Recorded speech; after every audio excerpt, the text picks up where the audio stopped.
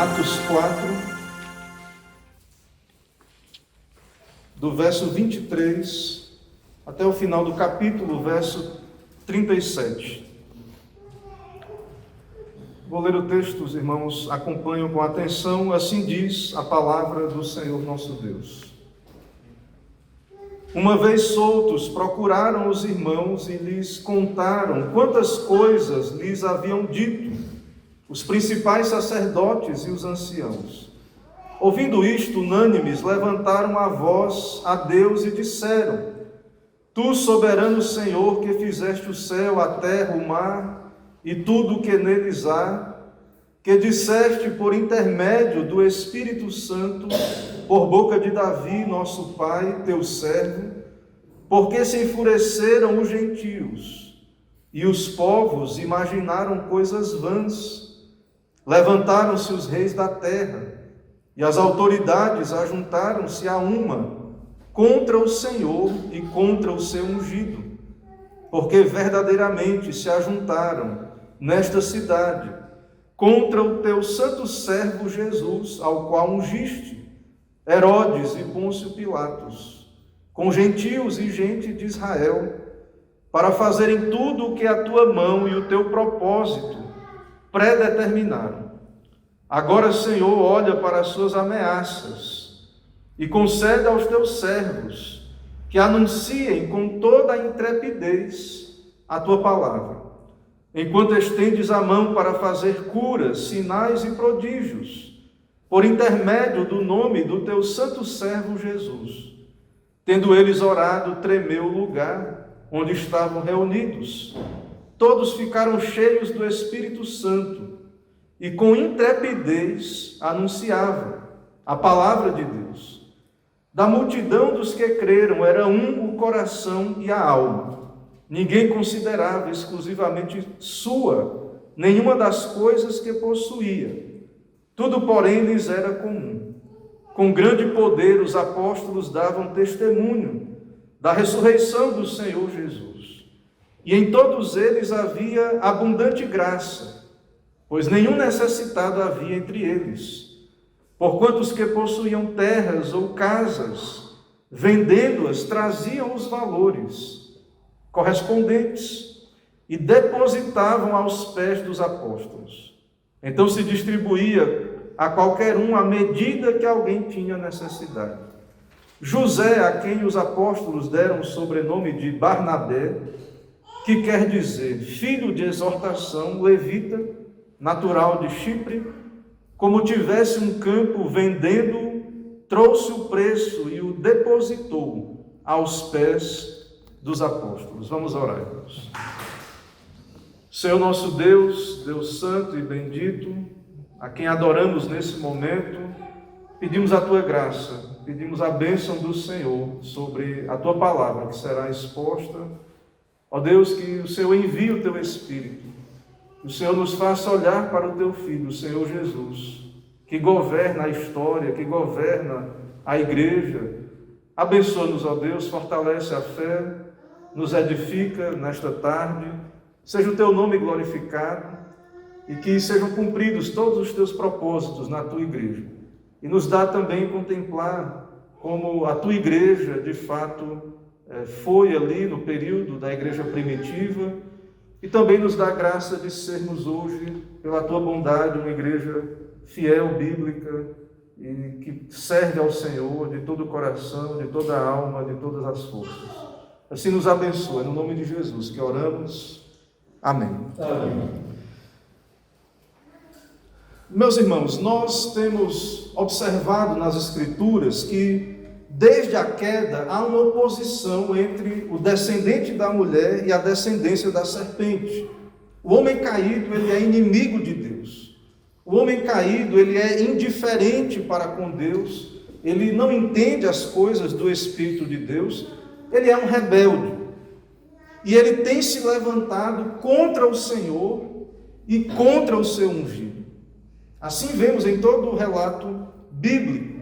E especialmente observamos a citação do Salmo 2, onde isto é dito sobre o Messias, e isso se cumpriu na vinda de Cristo. os sacerdotes, Pilatos, Herodes, se levantaram contra o nosso Senhor Jesus Cristo, contra o ungido de Deus. E o nosso Senhor venceu por meio da morte. Sendo rejeitado pelos seus, ele venceu na cruz, ele ressuscitou, ele foi assunto aos céus e está à direita de Deus Pai, aguardando até que todos os seus inimigos sejam postos por estrado de seus pés. E nada mais os filhos do diabo, o próprio diabo e os seus filhos, a descendência da serpente, Satanás nada pode mais contra o Senhor. Ele agiu, como falamos ali, com as autoridades e acabaram cumprindo o decreto de Deus ao se levantarem contra o nosso Redentor. E então Satanás, de fato, nada pode fazer. Cristo está à destra do Pai, mas Satanás, ele persegue a igreja. Satanás, então, se volta para a igreja. E essa visão bíblica disto que estou argumentando também está no livro de Apocalipse. E essa perspectiva, então, é a que devemos ter sobre a igreja nesses últimos dias. Em Apocalipse 12, o dragão, que é Satanás, ele primeiro tenta devorar o descendente da mulher, que é Cristo, o ungido. Ele se coloca na frente da mulher, que está para dar à luz um filho. Apocalipse 12, 4 diz: o dragão parou diante da mulher que havia de dar à luz, para que, dando ela à luz, lhe tragasse o filho. Satanás, então, atentou contra o ungido, contra Cristo. E a mulher deu à luz um filho varão.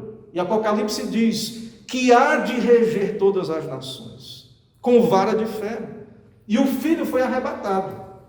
Como argumentamos, Cristo venceu a morte, ressuscitou, está à destra do Pai. E a mulher, que é a igreja, foge para o deserto. E então, no verso 13 do capítulo 12 de Apocalipse, o texto diz que o dragão agora persegue a mulher, que é a igreja.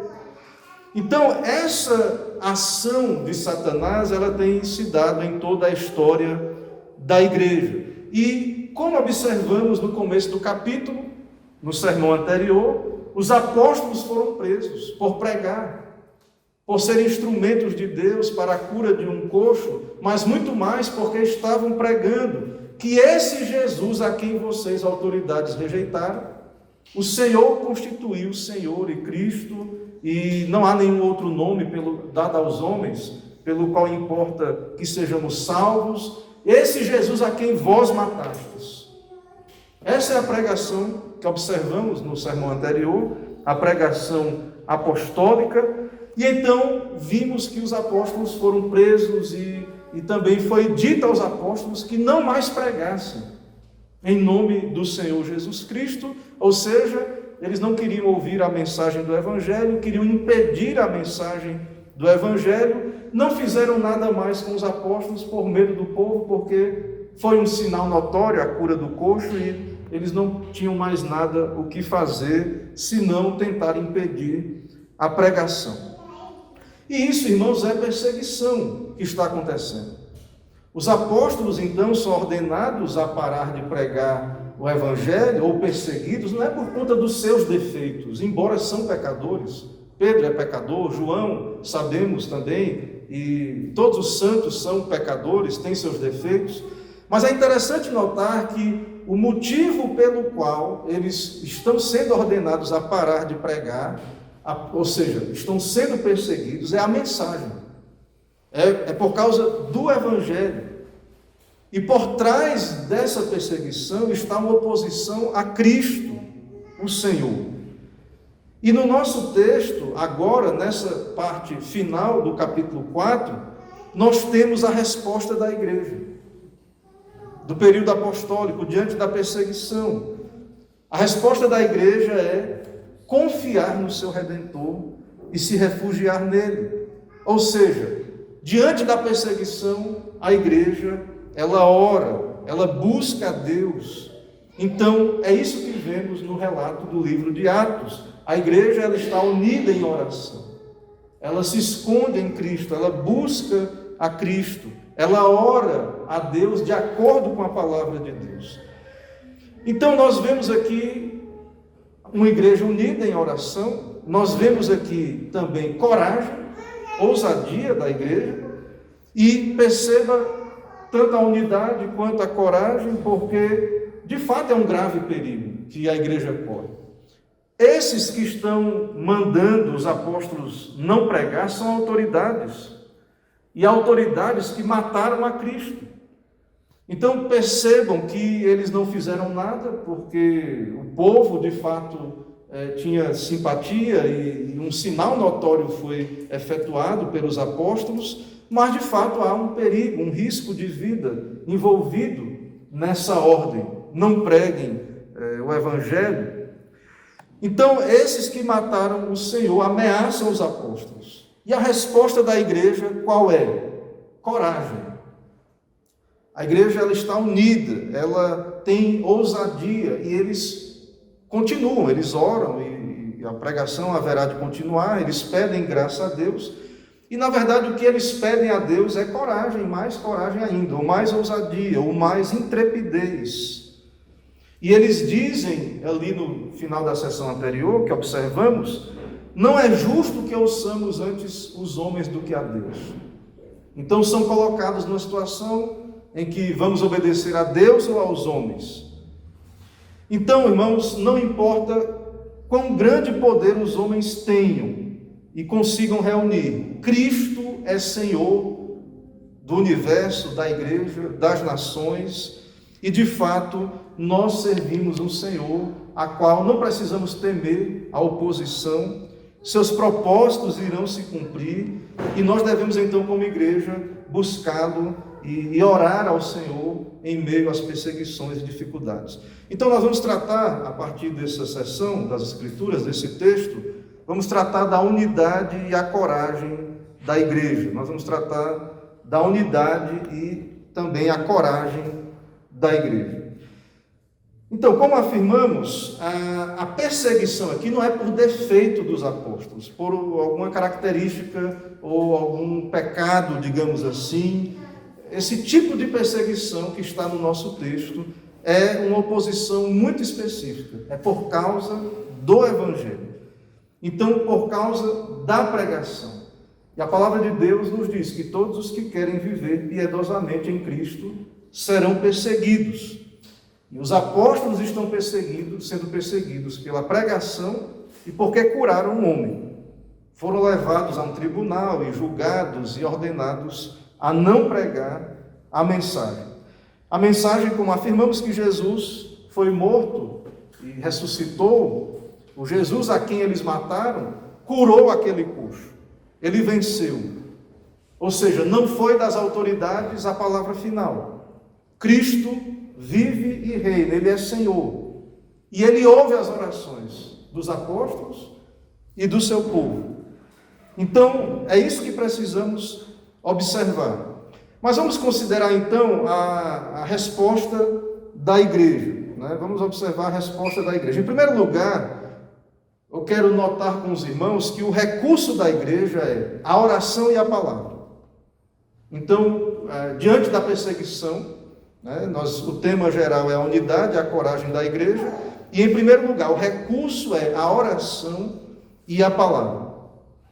Irmãos, os crentes então aqui na igreja primitiva, eles buscam a Deus de modo semelhante aos santos do Antigo Testamento. E a oração é o meio de obter graça, de pedir graça a Deus. E nós observamos então na palavra de Deus que esse é o meio que nós precisamos usar também, em meio às perseguições e dificuldades. Então, o que é que nós vemos os apóstolos fazendo? Não é mudar a estratégia ou buscar algum recurso humano. Não, os apóstolos eles oram. E eles oram o quê? Eles oram a própria palavra de Deus. Eles lembram do Salmo 2, que vai ser citado na oração. Então não há aqui um recorrer à sabedoria humana ou a conselhos humanos, pedir ajuda de homens. Não, oração, eles se voltam para Deus. E mais uma vez, o que é que eles estão orando? O que é que eles oram? Eles oram a palavra de Deus. Veja aí, no verso 25, a citação do que o Espírito Santo falou por boca de Davi, o conhecido Salmo de número 2. No verso 24 diz que eles levantaram oração. Aí está no verso 24 o começo da oração, a invocação, soberano Senhor Deus, e citando Deus como Criador. Mas no verso 25, como estamos afirmando, há a citação do Salmo 2. Porque se enfureceram os gentios e os povos, imaginam coisas vãs, levantaram-se os reis da terra e as autoridades ajuntaram-se a uma contra o Senhor e contra o seu ungido. O Salmo 2, como os salmos em geral, os salmos são messiânicos. A palavra de Deus é messiânica. Toda a Escritura aponta para Jesus Cristo.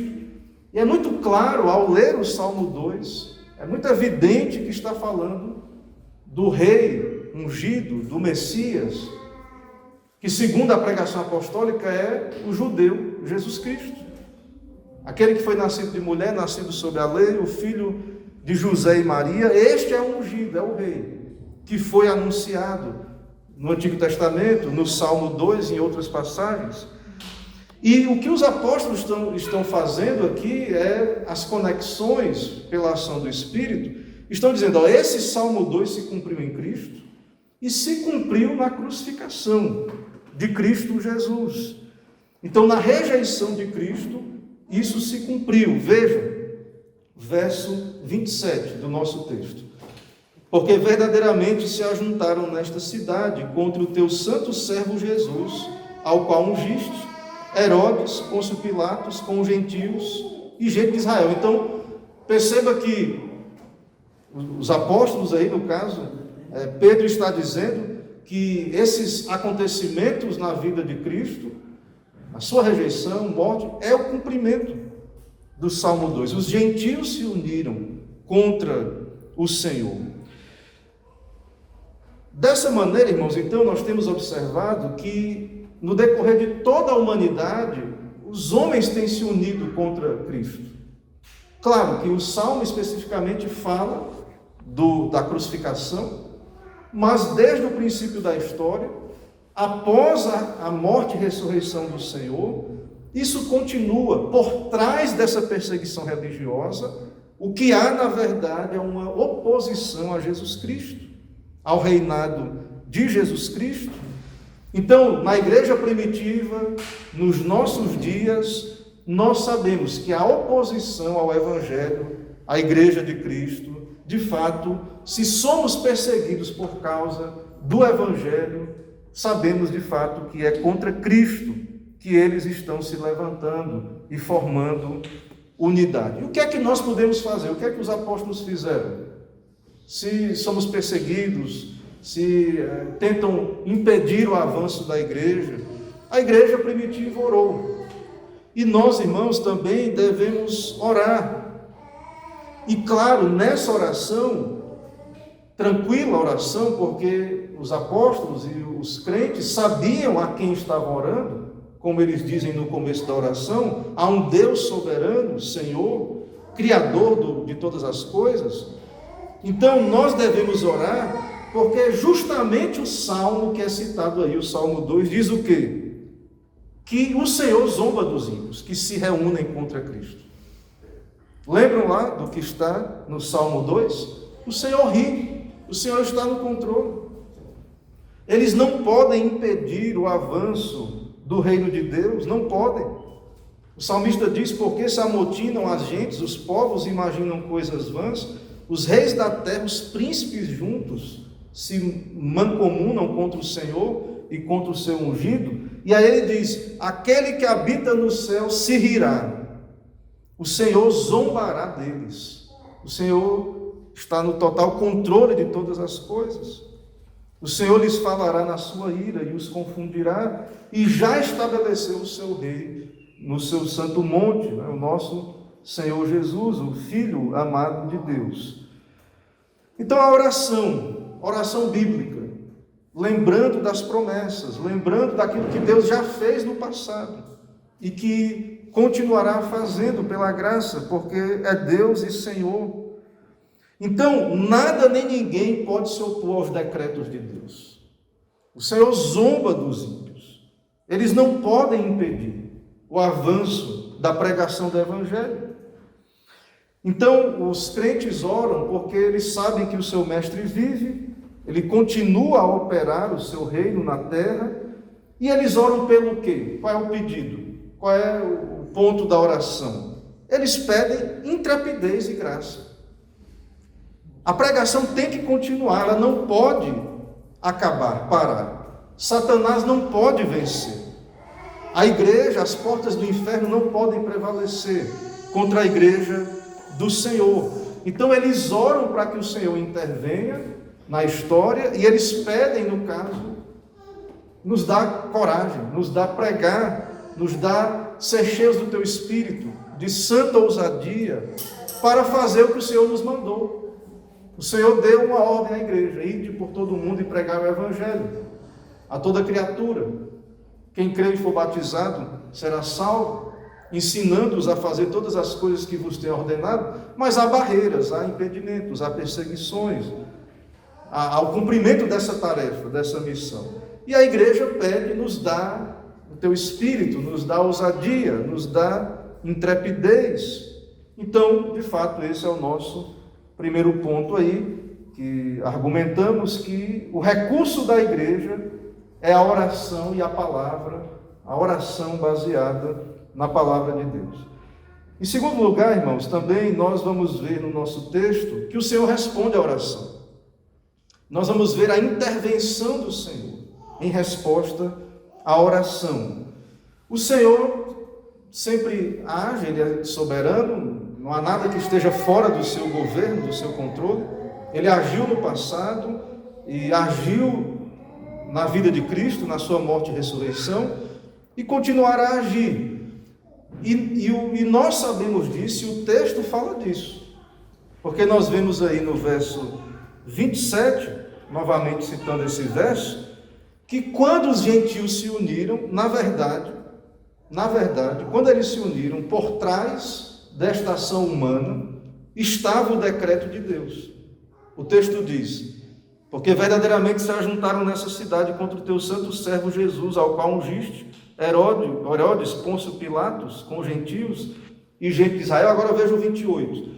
Para fazerem tudo o que a tua mão e o teu propósito que predeterminaram. Então o Senhor já estava agindo, Ele já agiu. Ele está por trás de todos os eventos. A história é o cumprimento do plano eterno de Deus. Há um propósito eterno. Na eternidade, o decreto de Deus. Então os homens se rebelam, eles se revoltam, eles se levantam contra o Senhor, mas eles só cumprem o que Deus já determinou. Eles estão debaixo da soberania de Deus. Eles cumprem o plano de Deus, mesmo em sua rebelião. O Senhor faz todas essas coisas cooperarem para o bem dos seus eleitos. Então, o Senhor agiu. E agora, então, eles pedem que o Senhor intervenha. E é o que nós vemos no verso 29. Eles oram e eles pedem, então, a intervenção do Senhor. Eles dizem na sua oração: agora, Senhor, olha para as suas ameaças e concede aos teus servos que anunciem com toda a intrepidez a tua palavra. Pedem coragem, pedem intrepidez, pedem também aí, no caso, que o Senhor dê sinais, prodígios. Eles também pedem isso aí no verso 30, que o Senhor intervenha, que o Senhor opere, e o Senhor lhes responde. A resposta está no verso 31. Tendo eles orado, aconteceu um tremor, tremeu o lugar onde estavam reunidos, e todos ficaram cheios do Espírito. Eles pediram ousadia, eles pediram que o Senhor pudesse então lhes responder, manifestar o seu poder, e então Deus respondeu, eles ficaram cheios do Espírito, e o texto diz: com intrepidez então anunciavam a palavra de Deus. Lembre que esses apóstolos, antes da ressurreição de Cristo, estavam com medo, escondidos, ali, até mesmo depois da morte, e ali no período antes da ressurreição e de Cristo se revelar a eles. Então havia um medo, e estavam todos escondidos, e agora nós vemos Pedro pregou, e a perseguição, e mais coragem, e mais pregação. Irmãos, nós vemos aí um derramamento do Espírito Santo.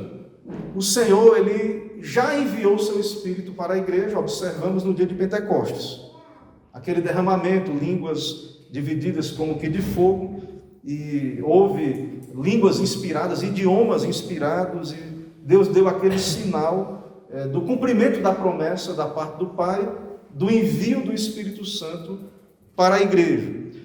Sabemos que os crentes, os convertidos, têm o Espírito Santo, mas o Senhor nos ordena a ser cheios do Espírito Santo em sua palavra, e nós precisamos disso, a igreja precisa disso.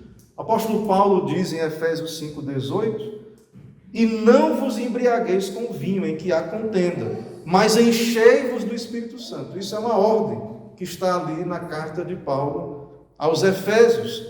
Tem o lado negativo, não vos embriagueis com vinho, mas enchei-vos do Espírito Santo. Então, embora a igreja já tenha o Espírito Santo, ele está com a igreja, e todo crente verdadeiro tem o Espírito Santo, se não tem, não é de Cristo. Isso não é oposto ao fato de que nós precisamos do Espírito Santo, ser cheios do Espírito Santo, e de um certo modo nunca é o suficiente, e a igreja sempre precisa desses novos derramamentos, e a igreja está orando.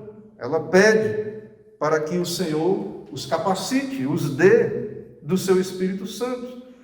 Então nós, a igreja, e aqui vemos a partir da igreja primitiva, a igreja precisa ser reiteradamente capacitada para cumprir essa tarefa. Nós não podemos achar que já basta as experiências ou os derramamentos, ou o Senhor já nos deu o seu Espírito na nossa conversão e tudo, mas nós precisamos então do Espírito Santo, especialmente capacitando a igreja a cumprir a sua tarefa. E nisso nós vemos a importância do uso contínuo dos meios de graça. A comunhão dos santos é o que observamos na igreja primitiva. A pregação da palavra. A igreja, então, ela recorria à oração. Em meio às dificuldades e perseguições, a igreja, então, estava unida em oração, pedindo ao Senhor que intervenha, que opere, que derrame graça, pedindo, então, que o Senhor possa dar toda a condição e capacitação para a igreja cumprir a sua tarefa em um mundo ali hostil, e não é diferente hoje, onde cada vez mais nós vemos a hostilidade, as barreiras à pregação do Evangelho. Tudo isso que está aí, os irmãos bem sabem. Nós precisamos então, como igreja, entender que sim, não negando, cremos em absoluto, temos o Espírito Santo, mas nós precisamos que o Senhor intervenha, que o Senhor derrame das suas graças, que o Senhor nos dê nas oportunidades que Ele nos dá. Pessoas que o Senhor coloca no nosso caminho, ou portas que o Senhor nos dá para falarmos de Cristo, nós precisamos estar cheios do Espírito, ter a graça do Senhor para comunicarmos o Evangelho de modo que o nome de Deus seja glorificado e pessoas venham a Cristo, ou se não vierem, permaneçam indesculpáveis nos seus pecados. Então, vimos aí, em segundo lugar, que o Senhor respondeu às orações, e vimos a intervenção de Deus, e que, de fato, algo extraordinário aconteceu, um tremor, um sinal, e houve ali um enchimento do Espírito Santo, e como consequência a igreja prega o Evangelho. E em terceiro lugar, outra consequência dessa resposta da igreja, que foi orar, vimos o derramamento do Espírito, a coragem, a intrepidez, mas nós veremos também aí a unidade da igreja. A terceira consequência é a unidade da igreja, que é o que nós vemos a partir do verso 32. Da multidão dos que creram, eram um o coração e a alma. E aí tem uma parte que vai falar desse coração, amor pelos irmãos, esse coração amoroso que havia ali na igreja primitiva, em que, de modo extraordinário, no momento específico da história da igreja, de fato houve uma grande manifestação de caridade, de amor, onde havia então uma doação extraordinária, pessoas vendiam propriedades livremente, de boa mente, e depositavam aos pés dos apóstolos, e isso era usado para assistir irmãos necessitados. Então, isso flui da unidade, do amor. É uma igreja cheia do Espírito Santo. Então, o terceiro ponto aqui é que a consequência desse enchimento do Espírito Santo é mais unidade ainda para a igreja. Irmãos, houve um terremoto, o texto diz. Esse terremoto que teve aí é um sinal extraordinário, não é uma coisa cotidiana. Né? As pessoas vão ao livro de Atos, em geral, aí vê lá o Pentecostes, quer que seja uma coisa cotidiana. Ali foi um evento histórico cumprido, uma promessa que se cumpriu. Perceba que agora a igreja está sendo cheia do Espírito, e não tem mais língua de fogo descendo sobre a igreja. Agora é um terremoto. E não quer dizer que Deus vai estar mandando toda hora a resposta de Deus tem que ser um terremoto, e não foi assim. Então, veja que não há um padrão aí nesse derramado do Espírito Santo. Agora, o sinal é um terremoto, e é um sinal extraordinário, não é um evento cotidiano. Mas o que nós vemos aqui na sequência, esse amor, essa unidade, essa caridade, esse cuidado pelos irmãos, de fato isso é consequência de uma igreja que tem o Espírito Santo e foi cheia do Espírito Santo nesse momento. Então, o sinal do terremoto é um sinal extraordinário, e o ordinário que é que a igreja anda no Espírito. O ordinário comum, a consequência ordinária, é que uma igreja cheia do Espírito, ela vai pregar Cristo, ela vai pregar a palavra.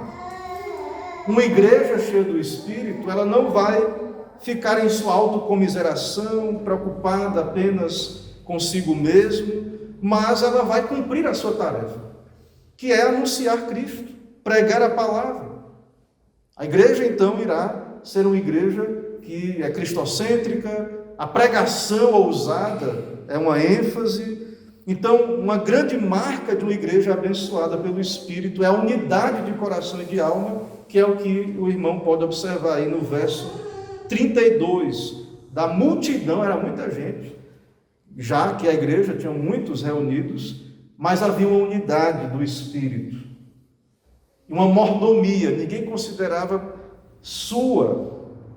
exclusivamente sua, nenhuma das coisas que possuía, mas havia então um coração desprendido. Grandes contribuições foram feitas ali, enquanto, claro, que os apóstolos se dedicavam à pregação do Evangelho. Então, a marca, um sinal extraordinário foi o terremoto, mas a marca ordinária de uma igreja abençoada por Deus é a unidade. Unidade em quê? Em Cristo. Não há diferença, judeu, gentil, homem, mulher, escravo, livre, nesse sentido de acepção de pessoas. Há uma unidade. O Senhor Jesus Cristo orou por unidade, em João 17, 21, para que sejamos um. E o Senhor Jesus Cristo disse que a grande marca dos eleitos da igreja, uma das marcas, ou a grande marca, ele diz em João 13, 35. Nisto todos conhecerão que sois meus discípulos, se vos amardes uns aos outros. Então é isso que nós vemos. Havia amor, não havia necessitados na igreja, havia desprendimento, não há materialismo aqui na igreja. A contribuição de coração, voluntária, assistência aos necessitados, de fato uma igreja cheia do Espírito. A igreja primitiva manifestou essas marcas aí, e tudo isso como resposta à oração. Lembra que antes estava o pessoal se escondendo, fugindo, com medo, e agora a igreja manifesta essas características, essas marcas. Irmãos, finalmente algumas aplicações finais diante de tudo que vimos na exposição. Meus irmãos, percebam que é loucura do mundo se levantar contra o Senhor e contra o seu ungido. e, por consequência, contra a sua igreja. Um Deus soberano que tudo cumpre o seu decreto, embora os homens sejam responsáveis, tomem suas decisões, e um Deus, então, que escolheu o seu povo, e um Deus que ouve as orações do seu povo, porque Ele determinou cumprir o seu decreto, os seus planos, através também desse meio, de responder às orações da igreja. Então, o mundo ele está totalmente embrutecido. O mundo ele é ignorante de quem Deus é, ele age, mas finalmente as nações, os pagãos, os poderosos que se levantam contra a igreja, contra o Senhor, tão somente estão cumprindo o decreto do Senhor. Também nós observamos que a igreja ela vence e é fortalecida em meio a aparentes derrotas e fraquezas. A igreja é perseguida, então parece que quanto mais bate ali, a igreja está sendo perseguida, os apóstolos presos, ordem para não pregar o evangelho, e então a igreja ela ora a Deus, ela busca o Senhor, ela é fortalecida, e isso reflete muito do que também acontece com Cristo, aconteceu com Cristo. Em meio a aparentes derrotas, o Senhor rejeitado, morto, ele venceu na cruz. E a igreja também segue esse padrão. Observamos também, irmãos, que o cristianismo ele nos liberta do materialismo e do amor ao dinheiro. O Senhor nos ensinou que mais bem-aventurado é dar do que receber. E vemos também na Bíblia que do Senhor é a terra e toda a sua plenitude, nós somos mordomos. Então, nossa vida, nossos bens, nosso tempo pertence ao Senhor para ser usado em prol do seu reino.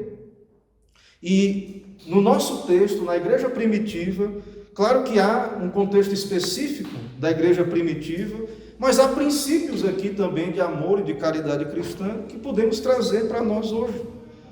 Então, aqueles irmãos, eles colocaram os seus bens, o seu patrimônio à disposição dos menos favorecidos. Não foi algo forçado, não era obrigatório, não é voto de pobreza. Para ser crente tem que vender tudo, e Jesus disse isso especificamente para o jovem rico, e foi um caso específico.